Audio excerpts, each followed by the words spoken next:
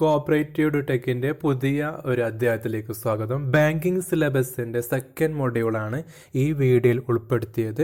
First module കഴിഞ്ഞ പാർട്ടിൽ ചെയ്തിരുന്നു. ഈ മൊഡ്യൂളിന് ശേഷം നമുക്ക് IT അതല്ലെങ്കിൽ കോർപ്പറേഷൻ തുടങ്ങിയ പേപ്പറിലേക്ക് പോവാം. സെക്കൻഡ് മൊഡ്യൂൾ സെൻട്രൽ ബാങ്കിങ് ആണ്. സെൻട്രൽ ബാങ്കിങ്ങിൻ്റെ ഒരു ഇൻട്രഡക്ഷനിൽ സ്റ്റാർട്ട് ചെയ്തിട്ട് അത് RBIൻ്റെ ഫങ്ഷൻസ്, RBIൻ്റെ എല്ലാ കാര്യവും ഉൾക്കൊള്ളിച്ചിട്ടാണ് സെക്കൻഡ് മൊഡ്യൂൾ സിലബസിലുള്ളത്. അതേ ഓർഡറിൽ നമുക്ക് അതിലേക്ക് പോവാം. ഈ വീഡിയോയിൽ ഉൾപ്പെടുത്തിയത് സെൻട്രൽ ബാങ്കിങ്ങിൻ്റെ ഒരു ഇൻട്രൊഡക്ഷൻ പാർട്ടും പിന്നെ വ്യത്യസ്ത തരത്തിലുള്ള നോട്ട് ഇഷ്യൂസ്, ലോകത്ത് നിലനിൽക്കുന്ന നോട്ട് ഇഷ്യൂസ് എന്തെല്ലാം എന്നതാണ്.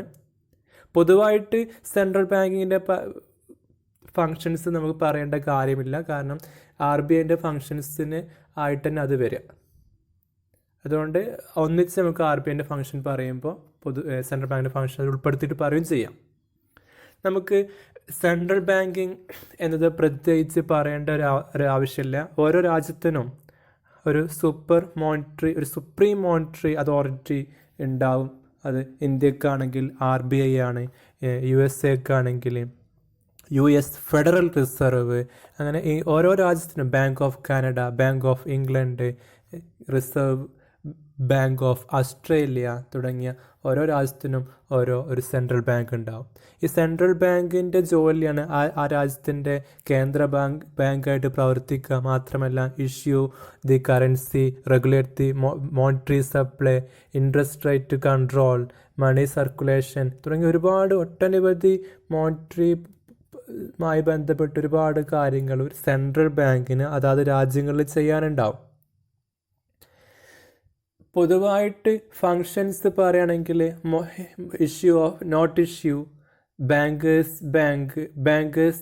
Bankers agent and adviser of the government, എപ്പോഴും പറയുന്ന കുറച്ച് പോയിന്റുകൾ, അതിലേക്ക് ഞാൻ പോകുന്നില്ല. അതേ പോയിന്റുകൾ തന്നെയാണ് RBIൻ്റെ ഫങ്ഷനായിട്ട് വരിക. Credit control, clearing house function, lender of last resort, custodian of nation's reserve of international, custodian of cash reserve എന്നൊക്കെ പറഞ്ഞിട്ട് ഒരുപാട് ഫങ്ഷൻസ് ഉണ്ട്. നമുക്ക് ആദ്യമായിട്ടൊരു കാര്യം നോക്കാം. ഫസ്റ്റ്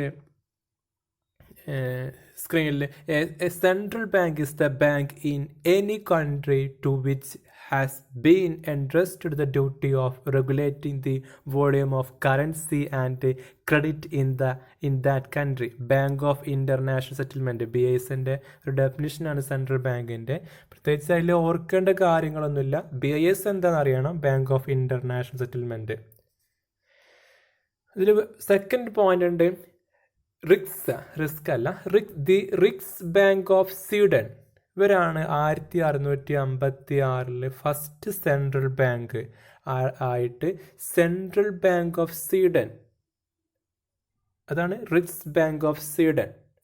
ഇതാണ് ലോകത്തെ ഏറ്റവും ആദ്യത്തെ സെൻട്രൽ ബാങ്ക്. പല എക്സാമിനും ചോദിച്ച് കാണുന്ന ഒരു ക്വസ്റ്റ്യനും കൂടിയാണ്. അതാണ് പ്രത്യേകത ഉൾപ്പെടുത്താനുള്ള കാരണം. The Riksbank of Sweden, central bank of Sweden 1656 first central bank ലോകത്ത്.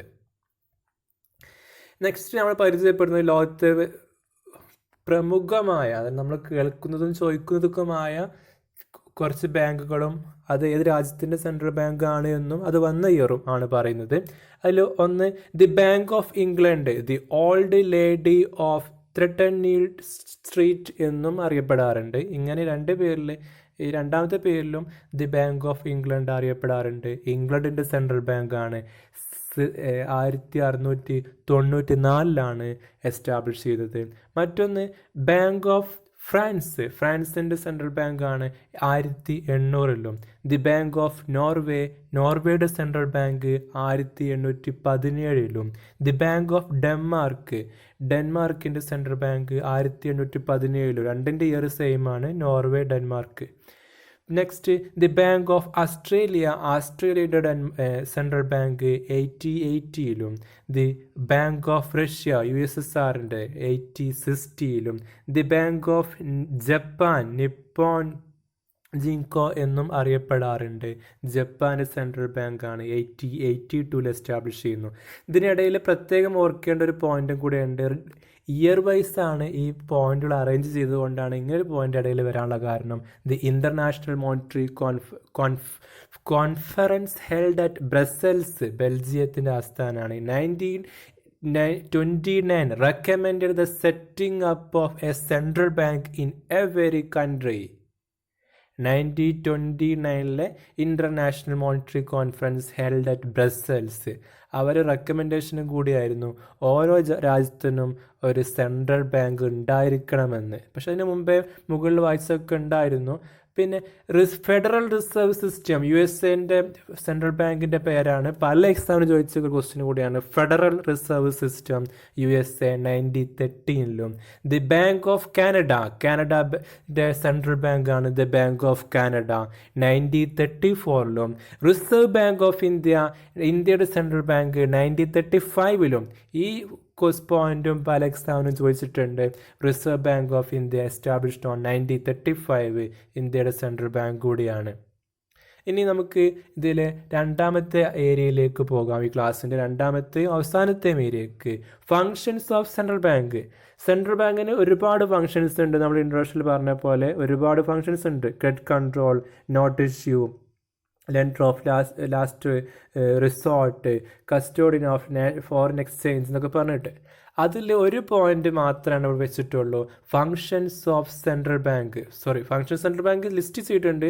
Issuing of currency note, acting as a banker to the state government, serving as the bankers bank, control of credit, acting as a custodian of the gold forex reserve of a country. ഇതൊക്കെയുണ്ട്. പക്ഷെ ഇതിലൊരൊറ്റ point ഞാൻ ഉൾപ്പെടുത്തിയിട്ടുള്ളൂ, issuing of currency notes. ബാക്കി എല്ലാ പോയിന്റും RBIൻ്റെ ഫംഗ്ഷനിൽ വരും ക്ലാസ്സുകൾ നമുക്ക് പഠിക്കാം. അത് പ്രത്യേകം ഇവിടെ പറയേണ്ട കാര്യമില്ല. അതുതന്നെയാണ് ഒരു സെൻട്രൽ ബാങ്കിൻ്റെ ഫംഗ്ഷനും ആയിട്ട് വരിക. പക്ഷേ ഈ ഒരു പോയിന്റ് ഇഷ്യൂയിങ് ഓഫ് കറൻസി നോട്ട്സിൽ നിലവിലെ ഇന്ത്യൻ്റെ സിസ്റ്റം മാത്രമേ അന്ന് പറയുള്ളൂ. അതായത് മിനിമം റിസർവ് സിസ്റ്റമാണ് ഇന്ത്യൻ്റെ ഇപ്പോഴത്തെ സിസ്റ്റം. അത് മാത്രമേ അവിടെ പറയാൻ കഴിയുള്ളൂ RBIൻ്റെ കേസ് പറയുമ്പോൾ. പക്ഷേ ഇവിടെ നമുക്ക് ലോകത്ത് പല സമയത്ത് നിലനിന്നിരുന്ന, ഇപ്പോൾ ചിലത് ഇപ്പോഴും നിലനിൽക്കുന്നുണ്ട്, ആ സിസ്റ്റംസ് 4 എണ്ണം ഉണ്ട്. സിസ്റ്റം ഓഫ് നോട്ട് ഇഷ്യൂ, 4 രീതിയിലാണ് നോട്ട് ഇഷ്യൂ ചെയ്യുന്നത്.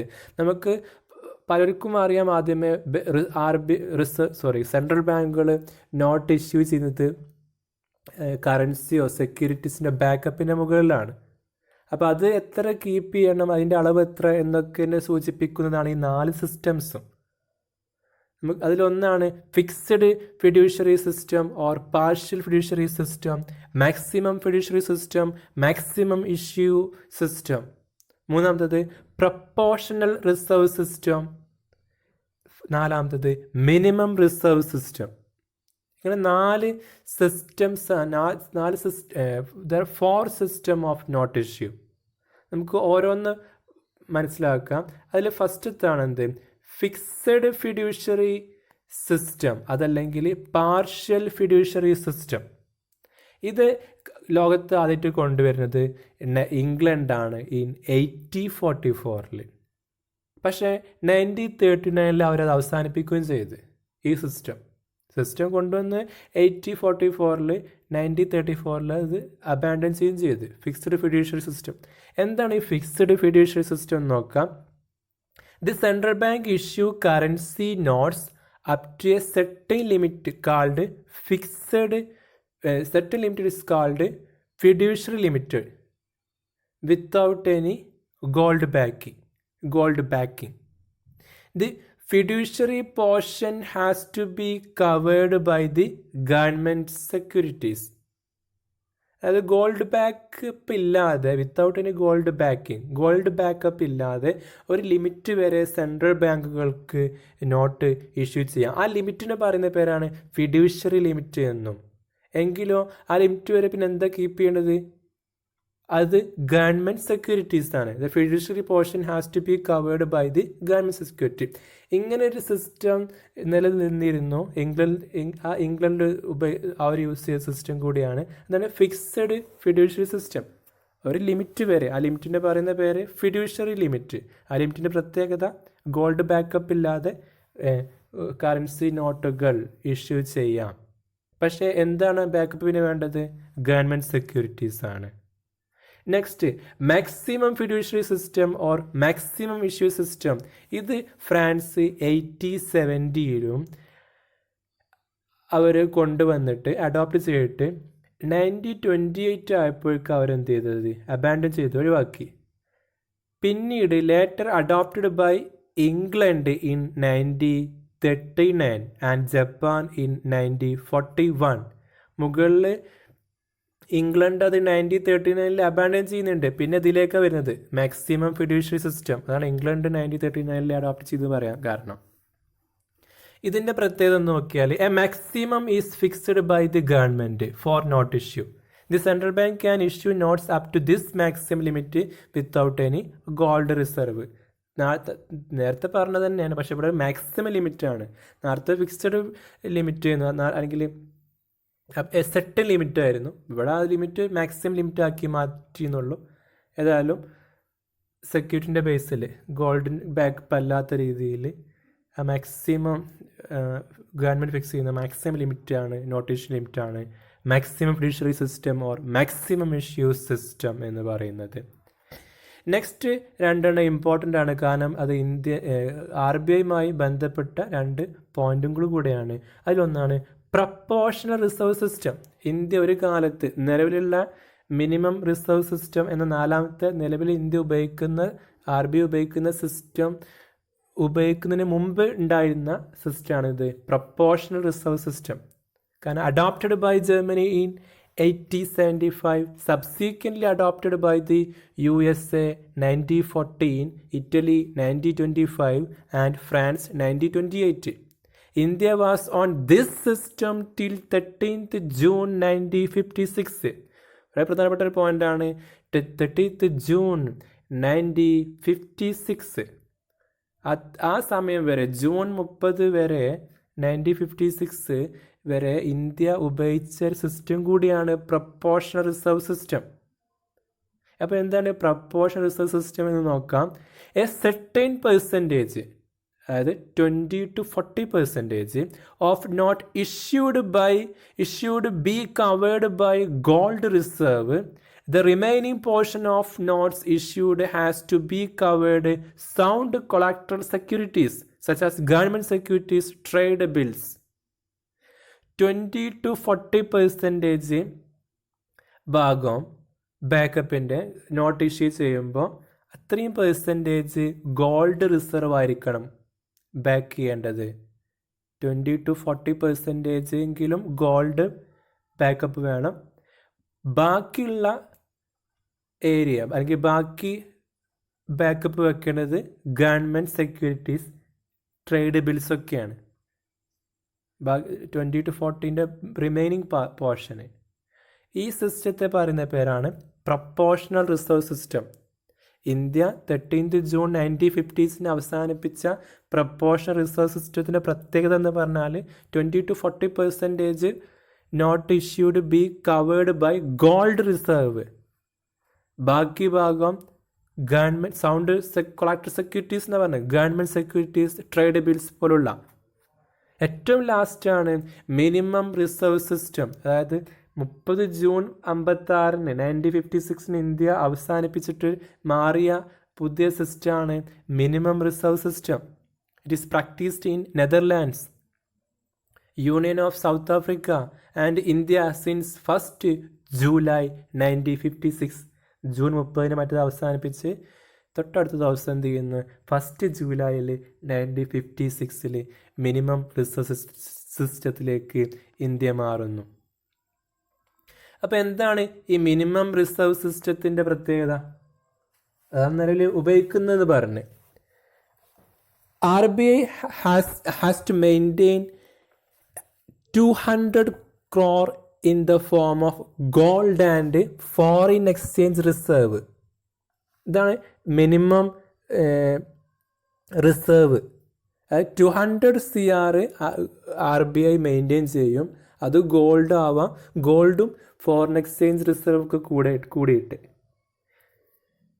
ആ മിനിമം റിസർവ് കീപ്പ് ചെയ്തിട്ട് മാക്സിമം പറയുന്നില്ല, മിനിമം പറയുന്നുള്ളൂ, കീപ്പ് ചെയ്തിട്ട് നോട്ട് ഇഷ്യൂ ചെയ്യും. അതായത് ഈ പറഞ്ഞ 200-ൽ 115 CR മസ്റ്റായിട്ടും ഗോൾഡായിരിക്കണം.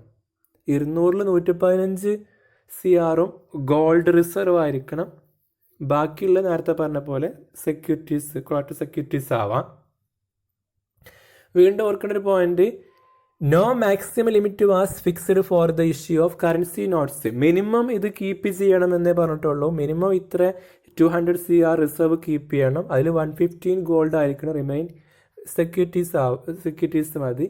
പക്ഷെ മാക്സിമം എത്ര ലിമിറ്റ് വരെ നോട്ട് അടിക്കാമെന്ന് പറയുന്നില്ല. പക്ഷെ ഇത് കീപ്പ് ചെയ്തിട്ട് എന്ത് ചെയ്യാം, നോട്ട് ഇഷ്യൂ ചെയ്യാം. ഇതിന് ഇപ്പോൾ ഈ 2 പോയിന്റാണ് പ്രത്യേകിച്ച് ഇവിടെ ഓർക്കേണ്ടത്. മിനിമം റിസർവ് സിസ്റ്റം, അതിന് മുമ്പ് ഉണ്ടായിരുന്ന പ്രപ്പോർഷൻ റിസർവ് സിസ്റ്റം.